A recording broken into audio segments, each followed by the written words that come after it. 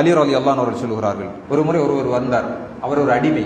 அவர் அவருடைய எஜமானோடு ஒரு உடன்படிக்கை செய்திருந்தார். என்னண்டா, ஒரு அமௌண்ட் கொடுத்து அந்த அடிமைத்தனத்திலிருந்து அவரிடத்தில் நான் விடுதலை வாங்கிடுவேன், அடிமைத்தனத்திலிருந்து விடுதலை ஆகிறேன்டா எஜமானுக்கு காசு கொடுக்கணும், அப்படி நான் காசு தருவேன் என்று சொல்லி ஒரு அக்ரிமெண்ட் போட்டிருந்தார் அவர். ஆனா உரிய டேட் வந்துட்டு கொடுக்கறதுக்கு காசு இல்லை. இப்ப வாரார் ரசூலுல்லாஹி ஸல்லல்லாஹு அலைஹி வஸல்லம். ரசூலுல்லாஹி ஸல்லல்லாஹு அலைஹி வஸல்லம் அவர்கள் சொன்னார்கள், அலா உஅல்லிமுக பிகலிமாத்தின், நான் ஒரு சில வார்த்தைகளை உனக்கு கற்றுத் தருகிறேன், அதை நீ ஓதினால் வலவ் கான தைனுக மிஸ்ல ஜபல் ஸைரின், ஜபல் ஸைர் உஹது மலை மாதிரி, அந்த அவ்வளவு பெரிய அளவுல உனக்கு கடன் இருந்தாலும் அந்த கடனில் இருந்து அல்லாஹ் உன்னை காப்பாற்றுவான். அல்லாஹும்ம க்ஃபினி பிஹலாலிக அன் ஹராமிக, அல்லாஹ் கடனை தீர்க்கிறதுக்காக நான் ஹராத்தில் போய்விடக் கூடாது, வட்டிக்கு போய்விடக் கூடாது, பேங்குக்கு போய் லோன் எடுத்து இந்த கடன் அடைக்கிற நிலைக்கு நான் போய்விடக் கூடாது.